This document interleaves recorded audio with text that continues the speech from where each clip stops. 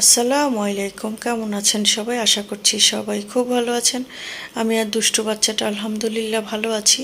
তো ড্রেসিং টেবিলে মানুষ হচ্ছে মেকআপ রাখে, ব্লাশ রাখে, চিরুনি রাখে, আর এই দুষ্টুটা দেখেন ডাল নাড়ার চামচ রেখেছে, তারপরে ফ্রিজের বরফ জমানোর ট্রেটা রেখেছে। মানে সে কি না রাখবে সে বুঝে পায় না। তার আমার রান্নাঘরের অনেক জিনিস তার খুবই দরকার।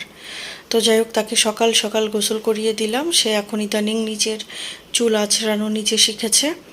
তো সে খুব মনোযোগ সহকারে আঁচড়াচ্ছে চুলগুলো। এরপরে হচ্ছে বের হয়ে গেলাম আমরা দুজন। তো হচ্ছে গন্তব্য আম্মুর বাসা।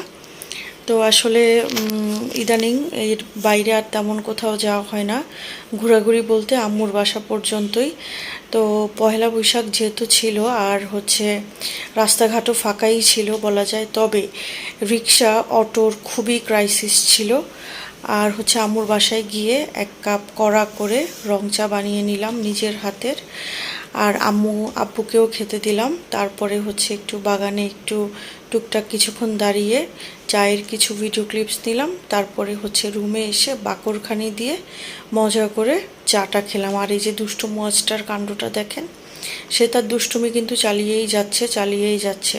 আর আপুকে দেখলে তো সে কি করবে না করবে বুঝে পায় না, সে খুবই দুষ্টু হয়ে যায় তখন। আর এমনি সময় তো তার মম্মি তাকে হ্যান্ডেল করতে পারে, কিন্তু যখন অন্য কেউ আসে তখন আর সে নিজের মতো করে চলতে ফিরতে চাই। যে দেখেন, আমাকে বলছে ফুপ্পি, আমি বললাম যে ফুপি বলো, তো সে ফুপি বলল। এরপরে এই হচ্ছে বিস্কিট নিয়ে সে হচ্ছে একটা হাঁড়িতে রেখেছে, মানে হাঁড়িটা ভিজা ছিল আর বিস্কিটগুলো সব ভিজে গেছে। তো গেস্ট এসেছে, আম্মুর ভাতিজিরা, মানে হচ্ছে আমার মামাতো বোনরা এসেছে। আর হচ্ছে আম্মু পোলাও, রোস্ট, তারপরে ইলিশ মাছ ভাজা, কাবাব, আর হচ্ছে গরু মাংস করেছে আইটেম। আর হচ্ছে গরুর মাংসটা একটু পরে দিব বলে চুলায় হচ্ছিল, মানে গরম দিয়েছে।